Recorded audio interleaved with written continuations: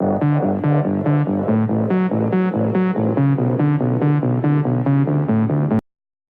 bonecas e bonecos, tudo bem com vocês? Então já vai deixando aquele like e se inscrevendo, porque hoje eu fiz um sacrifício para poder encontrar os ingredientes para fazer essa slime para vocês. Sim, gente, deu certo. Eu fiz, ó, não sei se vai dar pra ver, mas ela faz aqueles movimentos lá da slime.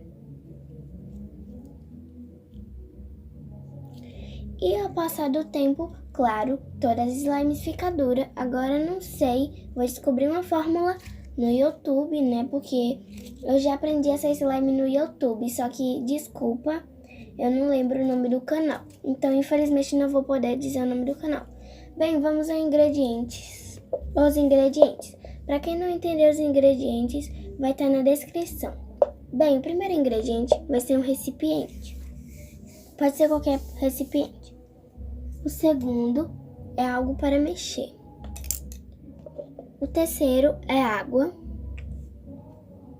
O quarto é qualquer pó, talco, pode ser até talco. E glitter. Glitter é opcional.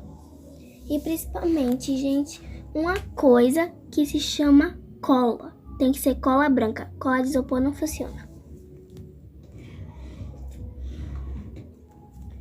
Cola branca. Então vamos começar.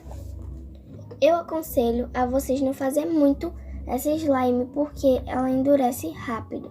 Então façam pouco, gente.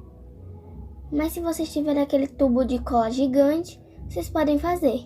E também se os pais de vocês deixarem. Bem, eu já adicionei aqui. Não dá pra ver muito.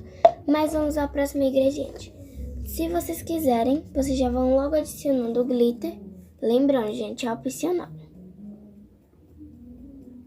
Tô adicionando aqui e vou mostrar pra vocês como é que fica.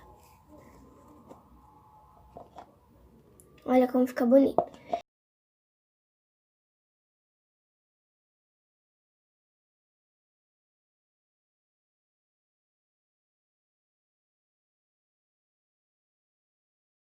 O ingrediente é o pó.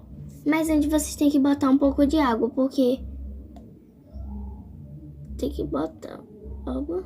Só que não tanta, gente, porque senão vai dar errado a nossa mistura. Vocês vão pegar o pó e vão adicionando numa quantidade, pouquinho a pouquinho, tá, gente? Porque se for tudo de uma vez, aí vai ficar ruim. Eu vou mexer aqui e já mostro pra vocês.